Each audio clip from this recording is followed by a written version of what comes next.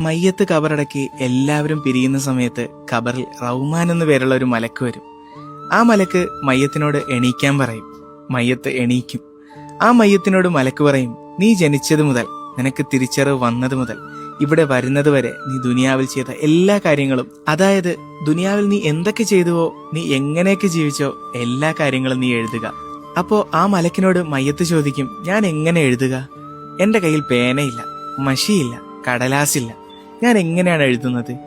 അപ്പോൾ ആ മലക്ക് മയ്യത്തിനോട് പറയും, നിന്റെ ചൂണ്ടുവിരൽ പേനയാക്കുക, നിന്റെ ഉമിനീര് മഷിയാക്കുക, നിന്റെ കഫം പുടവ കടലാസാക്കുക. ആ മയ്യത്ത് അവൻ ദുനിയാവിൽ ചെയ്ത എല്ലാ കാര്യങ്ങളും അവൻ എഴുതാൻ തുടങ്ങും.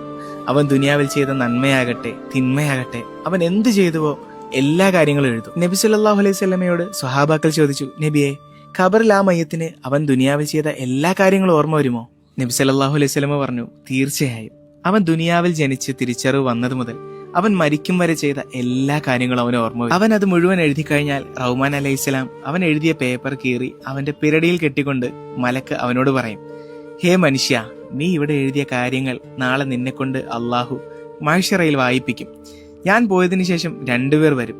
അവർ ചോദിക്കുന്ന ചോദ്യത്തിന് മറുപടി പറഞ്ഞാൽ നീ ഇവിടെ വിജയിച്ചു. റഹ്മാൻ അലൈഹിസ്സലാം പോയി കഴിഞ്ഞാൽ പിന്നെ വരുന്നത് മുൻകർ നക്കീർ അലൈഹിസ്സലാമാണ്.